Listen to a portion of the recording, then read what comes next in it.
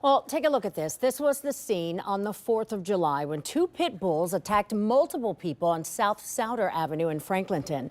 3 people were taken to area hospitals. One of the dogs was shot and killed by police. The other is at the Franklin County Dog Shelter. Tonight, one of those victims is speaking about how he survived. Here's 10 TV's Carla Rogner. I counted. I have like 49 punctures and like different punctures and lacerations. Kazimer Dec spent his holiday weekend in the hospital. These deep scars and bruises from fighting off 2 pit bulls. He just finished cutting a neighbor's lawn when they approached. I heard footsteps behind me and like I turned around and the dogs are right there and they just started like lunging at me and barking and snapping. Then they pushed me against the fence and they were trying to drag me down to the ground. And I realized that after about a minute, I was so exhausted from punching as hard as I could that I just wasn't going to win this fight. And so I was trying to figure out a way out. He climbed on top of his car to get some distance. They were trying to jump on top of the car to get me, obviously.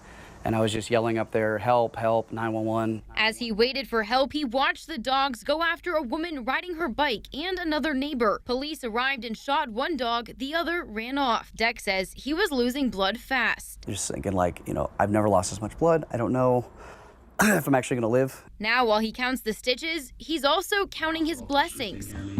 All 5 of them. Count this up. Tell me something good. His fiancée Alyssa and their 4 kids, the youngest just 9 weeks old. Friday night, he feared they could lose him. I love you. You love me? Oh, I appreciate that, Juliet. That's why he's calling on dog owners to be responsible. Is there an owner anywhere in sight while this is going down? Nobody's coming forward. Nobody's coming forward. While it was happening, while they were attacking No. you, are you hearing anyone saying, No. like, hey, get off them? No, just the other random people that live back there. Are you hoping that there will be a possibility you and the other victims can get justice? Yeah. And what would justice look like for you guys? I think accountability, for one thing. You got to be able to train your dog well. You got to be able to treat your dog well before you can, own a big dog like that.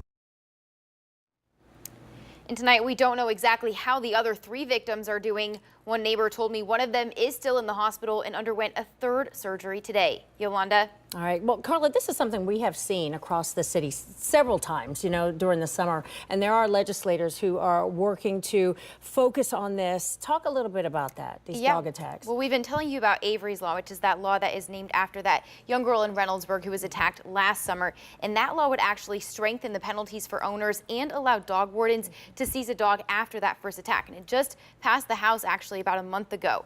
But in this case, they need to find the owner first before they can even talk about accountability here in this case. So they still have not heard from the owner. That's the focus now, is identifying whose dogs those were. All right. Carla Rogner, thank you very much.